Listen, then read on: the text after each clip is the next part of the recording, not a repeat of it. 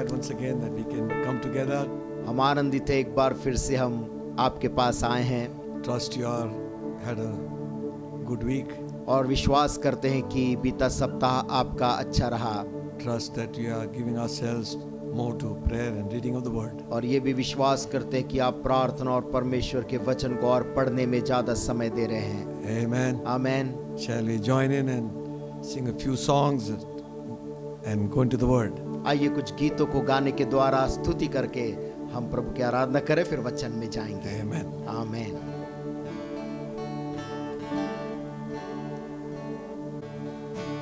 मेरा एक ही मित्र यीशु, वो मेरा सब कुछ है, आंखों में वो मेरा एक ही प्रिय है।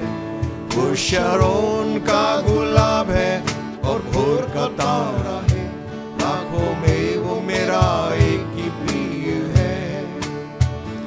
उसके दुख से मुझको शांति और आनंद मिलता है, उसका क्रूस मुझको चंगा करता है। वो शरोन का गुलाब है और भोर का तारा है, आंखों में वो मेरा एक ही प्रिय है। अब मैं जीवन भर उसकी महिमा करूंगा, हाथ उठाकर उसकी स्तुति करूंगा। मेरा एक ही मित्र यीशु, वो मेरा सब कुछ है, यीशु एक ही मात्र मेरी आशा है।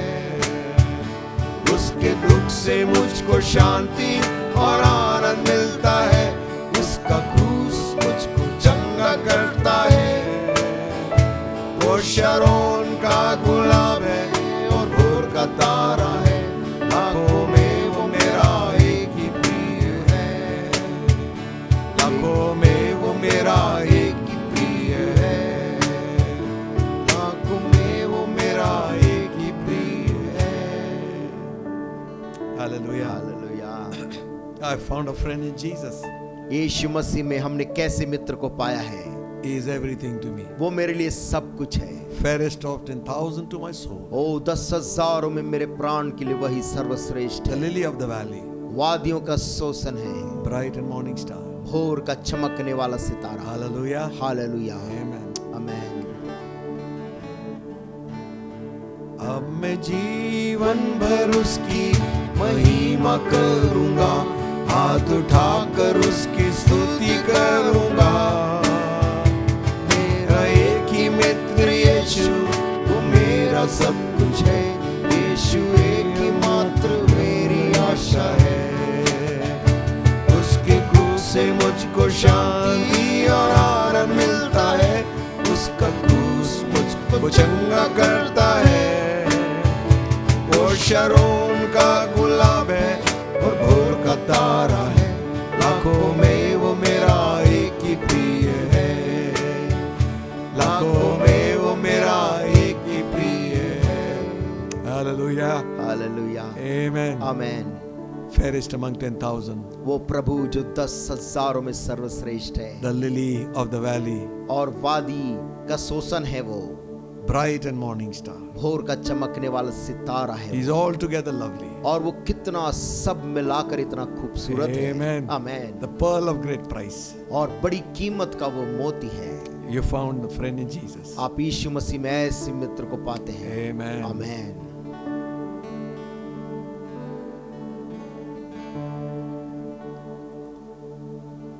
Sing one Hindi song, जावे किसके पास गुनहगार। एक हिंदी गीत को गाएंगे, जावे किसके पास गुनहगार। यीशु है जिंदगी। यीशु है जिंदगी।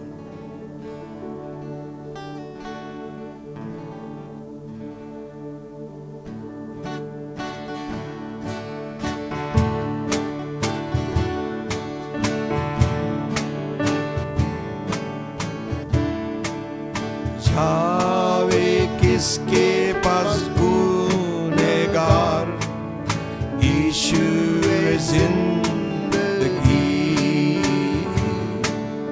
मौत से करता है वो ही पार, यीशु है जिंदगी।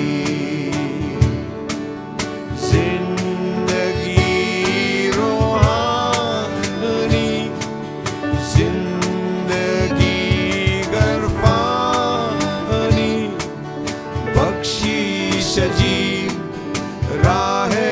सलीम ले ओ जिंदगी, बख्शीश अजीब राह सलीम ले ओ तुम जिंदगी। रूह और दुल्हन भी कह दिया यीशु है जिंदगी। तू जो सुनता है कहता जा यीशु है जिंदगी। सारी कौमें आवे और हयात वो पावे, बख्शीश अजीब राह सलीम ले ओ तुम जिंदगी। बख्शीश अजीब राह सलीम ले ओ तुम जिंदगी।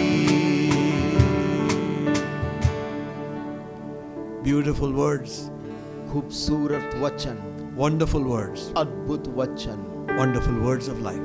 जीवन देने वाले अद्भुत वचन। Hallelujah. Hallelujah. The words I speak to you, जो वचन मैं तुमसे कहता हूँ they are spirit वो आत्मा है and they are life. और वो जीवन है। And he spake और उसने कहा and things happened. और चीजें वैसे ही होने लगी। Amen. Amen.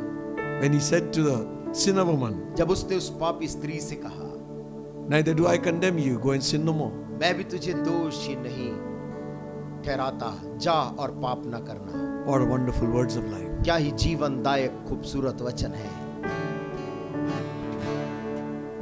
Beautiful words, wonderful words, wonderful words of life. Beautiful words, wonderful words, wonderful words of life. Beautiful words, wonderful words, wonderful words of life. Beautiful words, wonderful words, wonderful words of life. My hope is built on nothing less. मेरी आशा किसी छोटी मोटी बात पर नहीं है। Amen. Then Jesus' blood and righteousness. यीशु मसीह के खून और उसकी धार्मिकता पर मेरी आशा टिकी है। I dare not trust the sweetest frame, इस दुनिया की खूबसूरत चीजों पर भी मैं भरोसा नहीं करूंगा, but wholly lean on Jesus' name. परंतु पूरी तौर से यीशु के नाम पे भरोसा करूंगा। On Christ the solid rock I stand. यीशु मसीह जो युगों की दृढ़ चट्टान है उस पर मैं खड़ा हूँ, All other ground is sinking sand. क्योंकि बाकी सारी जमीन डूबने वाली दलदल है। Amen. Amen.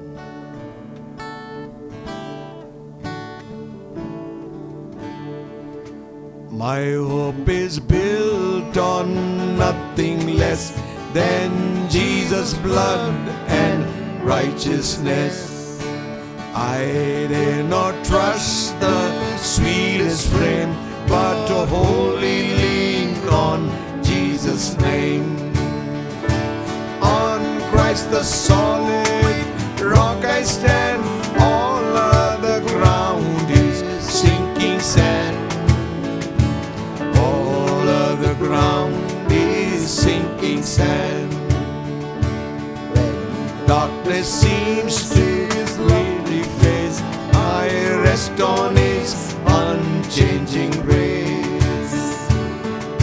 In every high and stormy gale, my anchor holds within the veil. On Christ the solid rock I stand, all other ground is sinking sand. All other ground is sinking sand. His oath is covenant, His blood supports me in the whelming flood.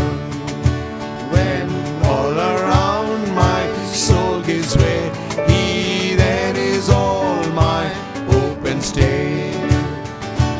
On Christ the solid rock I stand, all other ground is sinking sand.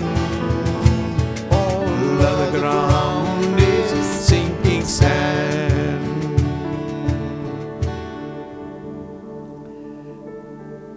The Lord said, प्रभु यीशु ने कहा, on this rock will I build my church. इस चट्टान पे मैं अपनी कलीसिया को बनाऊंगा, Gates of hell अधोलोक के फाटक भी will never be able to prevail against it. उसके ऊपर में प्रबल नहीं हो सकेंगे. Hallelujah. Hallelujah, Amen. Amen.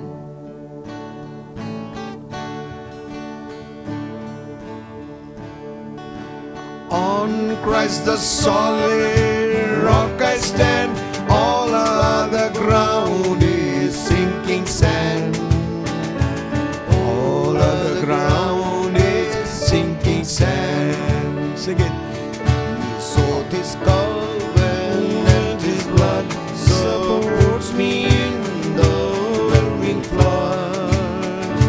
And all around my soul gives way, He then is all my hope and stay. On Christ the solid rock I stand, all other ground is sinking sand. All other ground is sinking sand. Hallelujah. Hallelujah. Amen. Worship your name.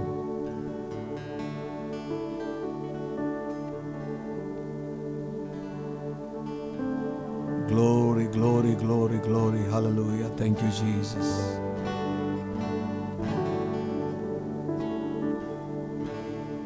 Come, Holy Spirit, we need you to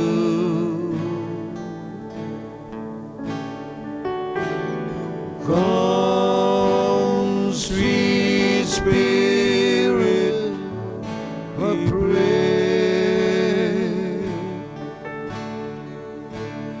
Come in your strength and your power. Come in your own special way.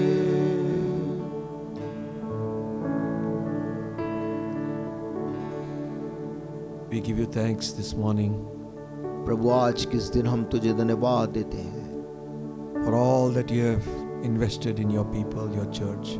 उन सब बातों के लिए जो तूने अपने लोग, अपनी कलीसिया के ऊपर तूने निवेश किया है. You gave your life for the church, Lord. तूने अपना जान अपनी कलीसिया के लिए दिया है. We thank you, Master. हम तुझे धन्यवाद देते हैं स्वामी. Bless us even as we look into your word. हमें आशीष दे जैसे हम तेरे वचन की ओर देखते हैं. In Jesus' name. यीशु के नाम से मांगते हैं. Amen. आमीन. Shall we turn our Bibles to the book of Corinthians, 1 Corinthians 14 chapter. आइए क्यों ना अपना बाइबल को हम खोलें, पहला कुरिन्थियों और उसका 14 अध्याय. We will read verse 1. और उसकी पहली आयत से हम पढ़ेंगे. Paul is saying, writing here, he says, follow after charity and desire spiritual gifts, but rather that you may prophesy. पौलुस यहाँ पर लिखता है, प्रेम का अनुकरण करो और आत्मिक वरदानों की भी धुन में रहो, विशेष करके यह कि भविष्यवाणी करो. Amen. आमीन. You know, Paul is writing to these believers. आप जानते पौलुस विश्वासियों को ये पत्र लिख रहा है. He is addressing to the church in Corinth. और वो कुरिन्थ की कलीसिया को के नाम ये पत्र लिख रहा है. When we read the first chapter, the second verse, और जब हम पहले अध्याय और उसकी दूसरी आयत को पढ़ते हैं, he says unto the church at Corinth, वहां पर वो लिखता है कि कुरिन्थ की जो कलीसिया है उसके नाम, them that are sanctified in Christ Jesus, called to be saints. और वे जो प्रभु यीशु मसीह के नाम से बुलाए गए और पवित्र लोग ठहराए गए हैं, उनके नाम। There are some issues in this church which is addressing. और इस कुरिन्थ की जो कलीसिया थी वहां पर कुछ ऐसी बातें, समस्याएं थी जिसको लेकर पौलुस ये पत्र को लिख रहा है। Sometimes, some places there was lack of understanding. और कुछ जगह में वहां पर समझने की कमी थी। And in this 14th chapter, very specially, you find many times he says that we might understand. और 14 अध्याय में कई बार वो ऐसी बात को लिखता है और कहता है कि ताकि हम समझ सकें। So the scripture has to be understood. पवित्र शास्त्र को समझना जरूरी है। And he says, follow after love and desire spiritual gifts. वो कहता है प्रेम का अनुकरण करो और आत्मिक वरदानों की भी धुन में रहो। Okay. ठीक है। Now we find that in the first chapter पहले अध्याय में हम पाते हैं and the 6th verse you find, और उसके 6वीं आयत में वो कहता है, he says that you don't, so that you come behind in no gift. और वो कहता ताकि तुम किसी भी वरदान में पीछे ना रहो। And this church has got all the 9 gifts. और ये जो कुरिन्थ की कलीसिया थी इसमें सारे के सारे 9 वरदान, आत्मिक वरदान पाए जाते थे। See, one thing is we have to know that gifts don't measure our maturity in Christ. और एक बात तो हम सभी को ये समझ लेना चाहिए कि वरदान हमारी परिपक्वता को नहीं झलकाता है मसीह यीशु में। Because in the 3rd chapter Paul writes and says you are unable to take strong meat. क्योंकि 3रे अध्याय में पौलुस इसी कलीसिया को लिखकर बोलता है कि तुम अभी ठोस भोजन खाने के योग्य नहीं हो। You still babes. तुम अभी भी बच्चे हो। Carnal. तुम अभी भी स्वाभाविक हो। There is division among you. तुम्हारे बीच में भेदभाव और विभाजन पाया जाता है। You're not concerned about the body.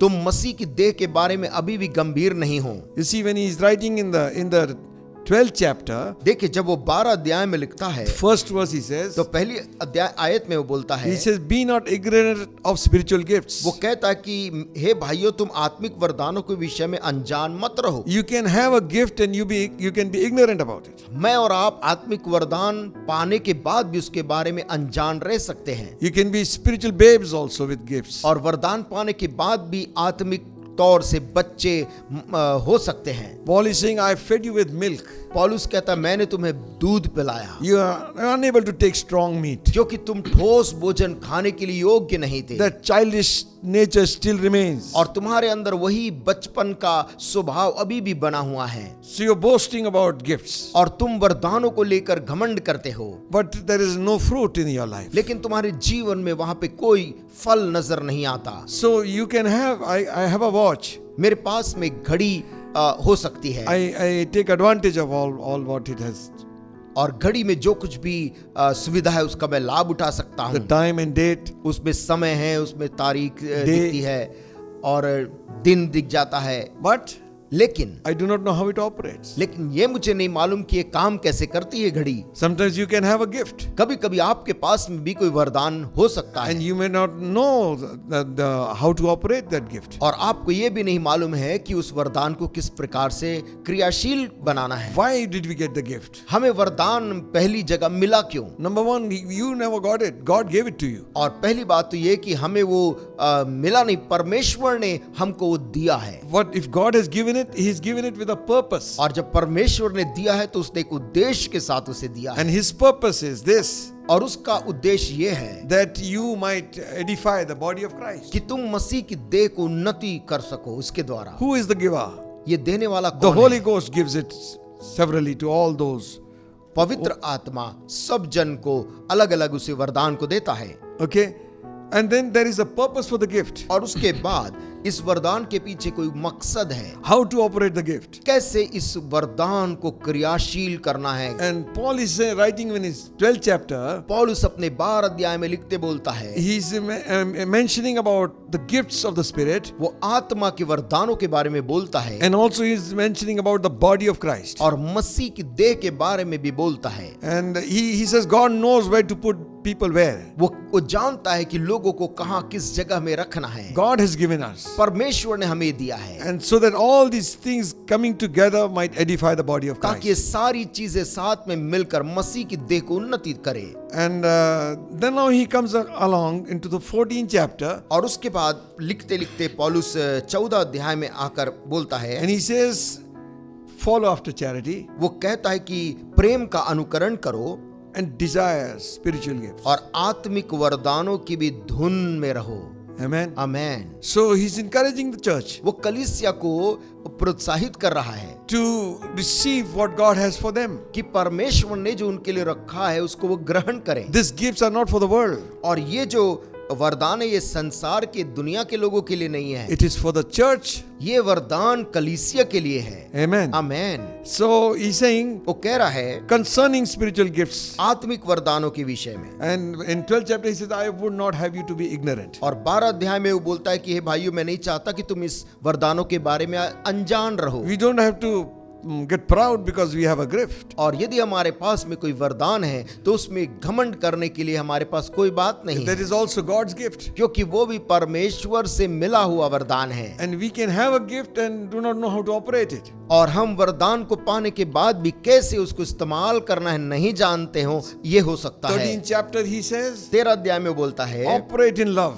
प्रेम में तुम चलो। You can have all the gifts and if you don't operate in love, it's no meaning at all. सारे वरदानों को अच्छे पाने के बाद भी यदि हम प्रेम से उसका इस्तेमाल ना करें, प्रेम के साथ तो कोई काम का नहीं। Spiritual maturity is not measured with how many gifts we have. आत्मिक परिपक्वता की पहचान इससे नहीं होती कि हमारे पास कितने आत्मिक वरदान से हम भरे हैं। What is our goal? हमारा मकसद, लक्ष्य क्या है, Where are we? हम कहाँ हैं उसमें। Our goal is to become like the Lord Jesus Christ. हमारा लक्ष्य इन सब के द्वारा प्रभु यीशु मसीह के समान बनना है। Amen. Amen. And Jesus said, और यीशु ने कहा, you shall know them. तुम उन्हें जानोगे। Hallelujah. Amen. To discern somebody, किसी व्यक्ति को पहचानने के लिए it's not by their gifts. वो उनके वरदानों से उनको हम नहीं पहचानते, You shall know them by their fruit. तुम उनके फलों से उन्हें पहचानोगे, लिखा है। Amen. Amen. It takes time for the fruit to come out. और फल को निकलने में पेड़ में समय लगता है। Gifts can give you a very big jump in ministry. वरदान आपको सेवकाई में एक बड़ी उछाल दे सकता है, But we have got to know this. लेकिन आपको इस बात को समझ लेना The चाहिए gift is not for individual use कि वो or a वरदान personal use.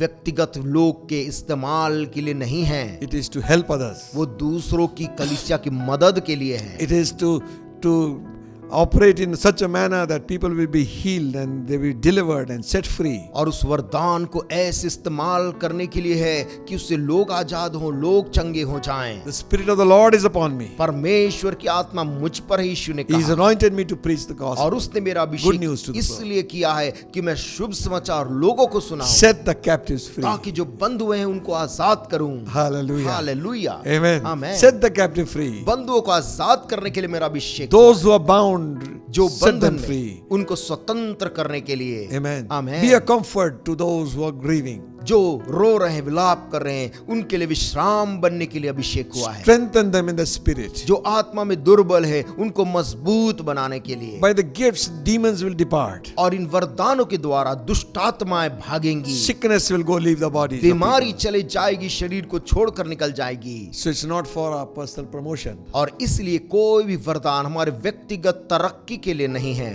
but परंतु for the body, which is the Church of Jesus Christ. मसीह की देह जो कि कलीसिया है उसके उन्नति के लिए है। Amen. Amen. The main concern of the apostle, इस प्रेरित का जो मुख्य चिंता की बात है the church should be edified. कि कलीसिया जो मसीह की है वो उन्नति पानी चाहिए। Hallelujah. हालेलुया। 14th chapter. 14 अध्याय। And if you carry on reading this, और यदि आप इसे पढ़ते जाएं, there are 9 times he is mentioned. 9 बार पौलुस लिखता है कलीसिया, If I have counted it properly. यदि मैंने उसको गिनती करने में गलत ना हुआ हूं। What has to be done in the church? कलीसिया में क्या किया जाना चाहिए, What are gifts?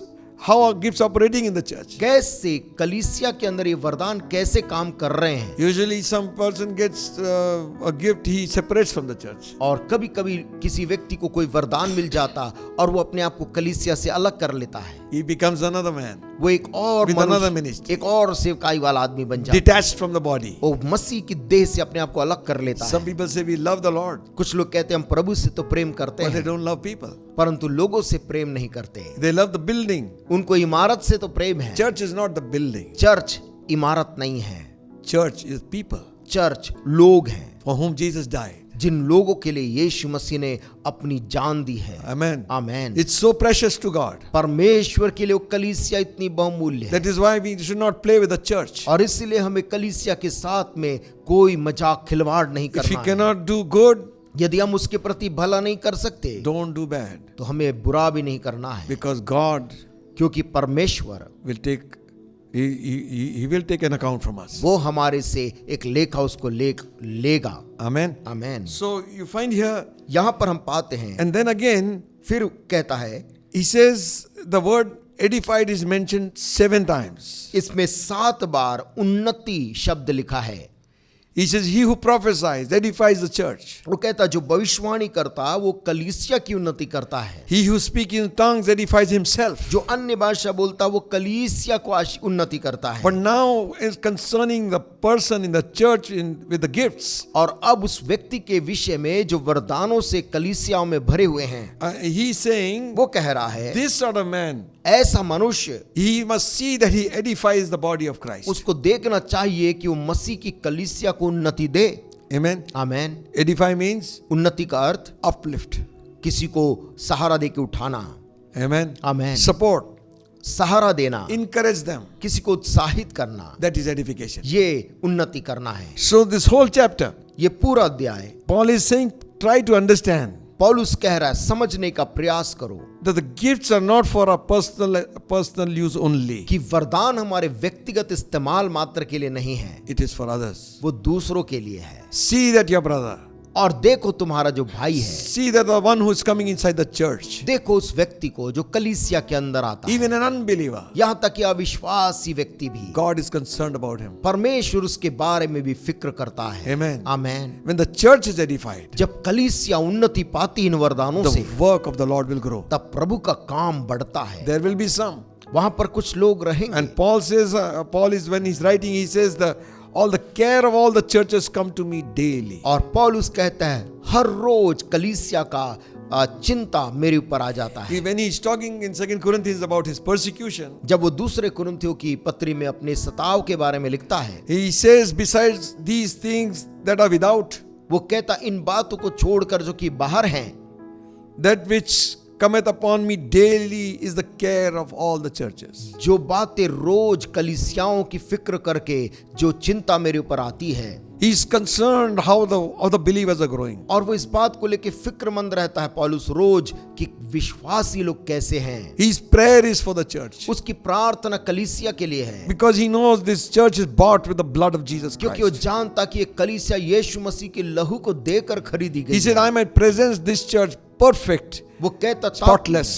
इस कलीसिया को बेदाग और बिना किसी दाग झुर्री के प्रस्तुत कर सकूं। So we got to edify one another, इसलिए हमें चाहिए कि हम एक दूसरे को हम प्रोत्साहित करें, uplift them, एक दूसरे को सहारा दें, encourage, उनको उत्साहित करें, so that the church will become stronger. ताकि कलीसिया इनके द्वारा मजबूत हो जाए। And then he goes on another places in the same chapter saying, और वो इसी अध्याय में फिर आगे बोलता है, he first mentions about the church, पहले वो कलीसिया के बारे में लिखता है and he talks about edification. और उसके उन्नति के बारे में लिखता है, Then he goes on to say, फिर बोलता है do something which people will understand. कुछ ऐसा करो जो लोग समझ सकें। Everybody prophesying one time, हर व्यक्ति एक साथ यदि भविष्यवाणी करे कलीसिया में, there will be confusion. तो वहां पर गड़बड़ी हो जाएगी। He says, speaking in tongues, you do it privately as long as you want. और वो कहता है निजी तौर से तुम्हें अन्य भाषा में जो बोलना है, निजी तौर से जितना बोलना है तुम बोलो, But when you come to church, लेकिन जब कलीसिया में आते हो seek that you might edify somebody else. तो देखो कि तुम उसके द्वारा किसी की उन्नति कर सको। That is why he says, इसलिए वो कहता है he who prophesies, जो भविष्यवाणी करता है he speaks in that language of people who will understand. वो उन लोगों की भाषा में बोलता है जो समझ सकते हैं। He says, I will not speak 10,000 words, वो कहता है मैं 10,000 शब्द नहीं बोलूंगा which will be of no meaning for the people जो sitting there. लोगों के लिए किसी काम का ना हो, But I will speak words that will edify. परंतु इसके बजाय मैं ऐसे शब्द बोलूंगा जिससे लोगों को उन्नति मिले। I will sing in the spirit. मैं आत्मा में गाऊंगा बोलता है, I will sing with understanding. मैं समझ के साथ गाऊंगा। Amen. Amen. I'll pray in the spirit. मैं आत्मा में प्रार्थना करूंगा And I will pray with understanding. और समझ के साथ भी प्रार्थना करूंगा बोलता है। Amen. Amen. So when you have time, इसलिए जब आपके पास में समय हो, you go back and read this book. आप वापस जाइए और इस किताब को पढ़िए And let's check ourselves, where do we stand? और अपने आप की जांच करें कि इन सब में मैं कहाँ खड़ा हूँ। Am I that part in the church क्या मैं कलीसिया में वो भाग हूँ that is building the body of Christ? जो मसीह की देह को उन्नति दे रहा हूँ, Or am I the person या फिर मैं वो वैसा व्यक्ति हूँ who is detached from the body of Christ? जो मसीह की देह से अलग हो गया हूँ? If I am in the body यदि मैं मसीह की देह में एक हाथ हूँ and if it's of no use, और यदि वो हाथ किसी काम का नहीं, it will dry up तो वो सूख जाएगा and it will be carried with the body, और वो मसीह की देह के साथ चलता रहेगा but dried up. लेकिन सूखा हुआ हाथ के समान। Where am I and where are you? मैं कहाँ हूँ, आप कहाँ हैं? In the body of Christ. मसीह की देह में। Do we edify the body? क्या हम मसीह की देह को उन्नति दे रहे हैं? He's saying desire spiritual gifts. वो कहता है आत्मिक वरदानों की धुन में रहो, And then he goes on to say और फिर वो आगे कहता है that you might prophesy.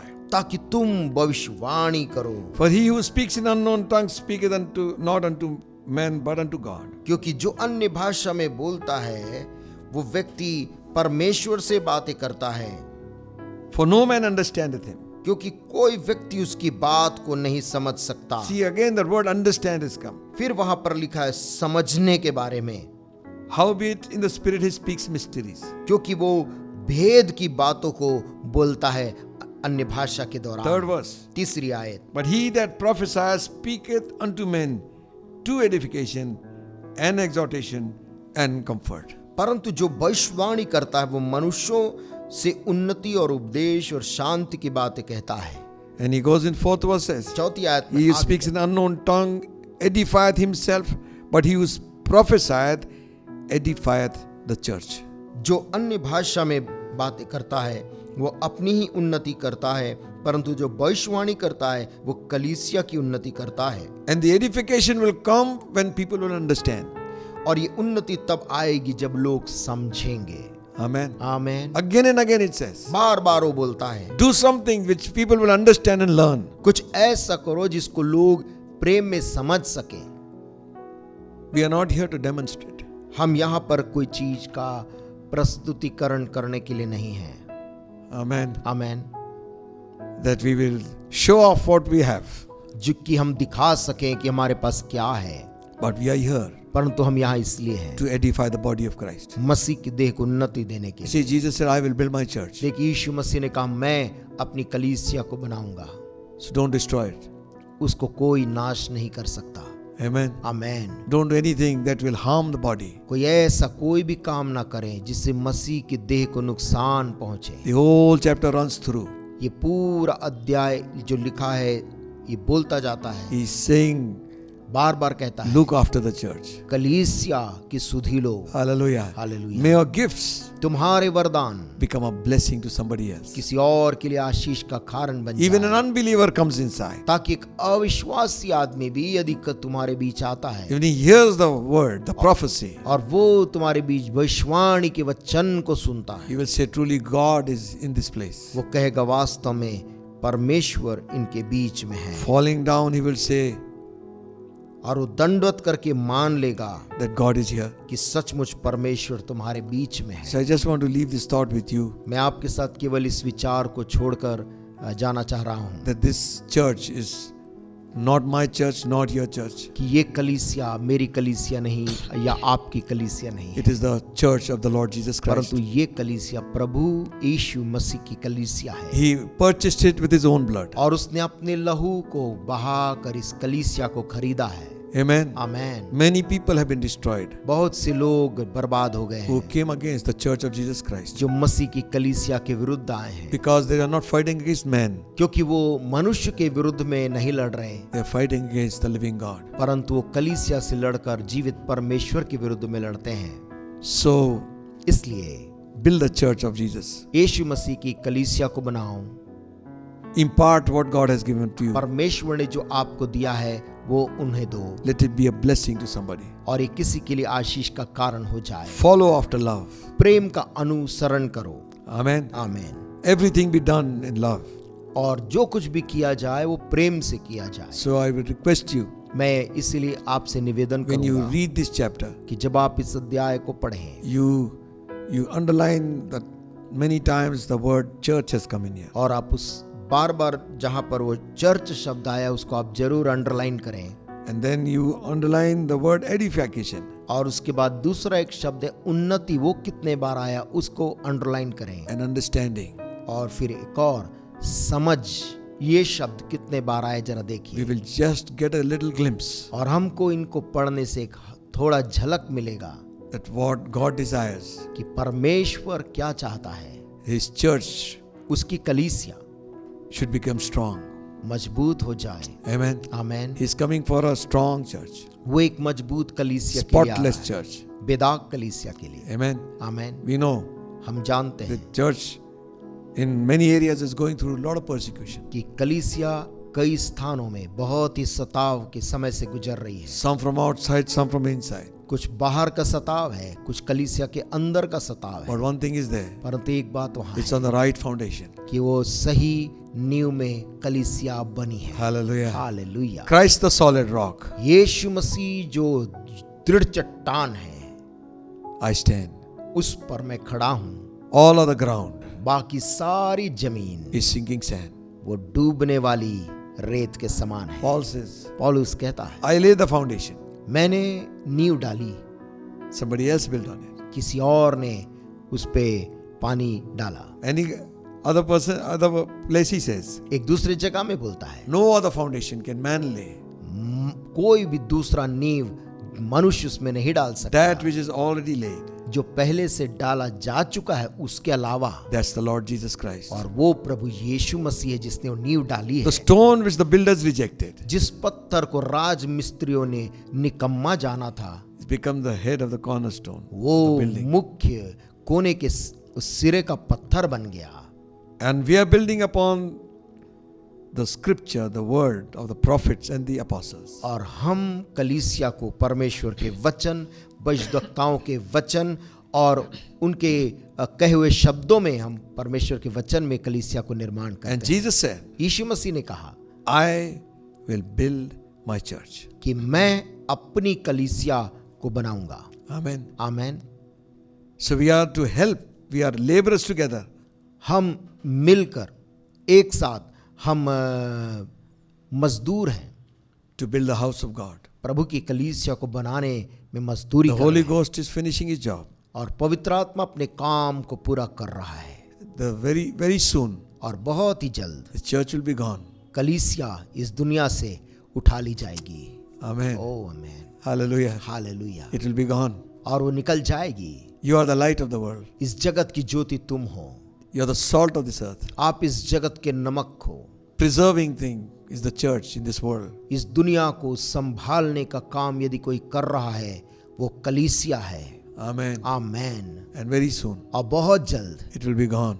वो कलीसिया यहाँ से उठा ली जाएगी। As believers and individuals, एक विश्वासी होने के नाते व्यक्तिगत लोगों के रूप में let's check our own selves. हम अपने स्वयं के जीवन को देखें और जांचें। Am I a blessing in the body? क्या मैं मसीह की कलीसिया में आशीष का कारण हूँ, Or am I a stumbling block for somebody? या फिर मैं किसी और के लिए ठोकर का कारण तो नहीं हूँ? Am I somebody who is getting detached with the body? क्या मैं कोई ऐसा व्यक्ति तो नहीं हूँ जो मसीह की देह से अलग हो जा रहा हूँ? Jesus said, I am the vine, you are the branches. यीशु मसीह ने कहा, मैं दाखलता हूँ, तुम डालियां हूँ।